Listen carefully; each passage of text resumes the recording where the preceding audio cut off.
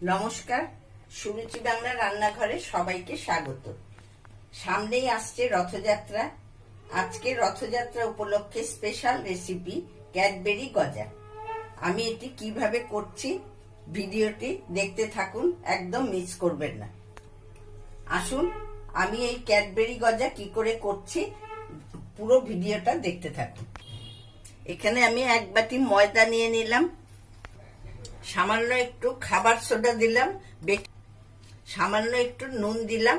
আপনারা খাবার সোডার বদলে বেকিং পাউডারও দিতে পারেন। আর দিলাম 2 চামচ তেল। ময়দাটা মাখতে মাখতে আমি এখানে শিরাটা বসিয়ে দিয়েছিলাম। এখানে আমি 1 বাটি চিনি আর হাফ বাটি জল দিয়েছি। এটা আমি একবারে ময়ামটা দিয়ে জল দিয়ে মাখবো, কিন্তু এটাকে আমি 2 ভাগ করে নেব। একটা ক্যাডবেরি দিয়ে মাখবো, একটা এমনি জল দিয়ে মাখবো। আমার এটা মাখা হয়ে গেছে।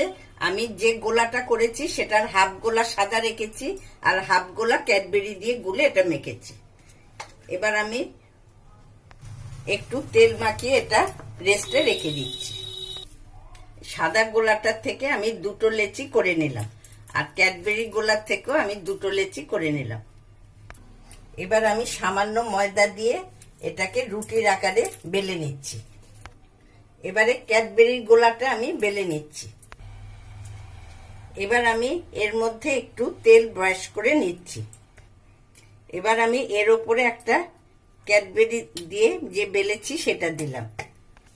এর ওপরে আমি আবার অয়েল মাখিয়ে দিয়েছি। আবার আমি আরেকটা সাদা লেচি ওপরে দিয়ে দিলাম। আবার আরেকটা ক্যাডবেরি গোলা দিয়ে দিলাম। এইভাবে প্রতি স্তরে স্তরে তেলটা দিয়ে এরম ভাবে একটা একটা করে দিয়ে চেপে দেবে। তারপরে এটা রোলের আকারে গড়ে নেব। এটা রোলের আকারে করে এরকম একটু চেপে দেবেন।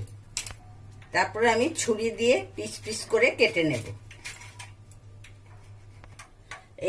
এরকম ভাবে আমি একটা করে কেটে নিলাম। এবার আমি একটা একটা করে তেলে ভাজবো। এগুলো আমার ভাজা হয়ে গেছে, এগুলো আমি তুলে নিলাম। এবার আমি এগুলো পাশে যে শিরা করেছি তাতে দিয়ে দিচ্ছি। আমি এগুলো রসের মধ্যে একটু উল্টে দিচ্ছি। এবারে আমি এগুলো ডিশের মধ্যে তুলে নিচ্ছি।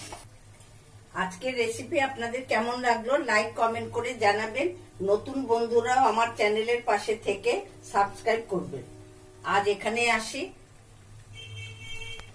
রথযাত্রা আপনারা খুব ভালোভাবে উপভোগ করুন, মেলায় যান, ভালো ভালো জিনিস খান।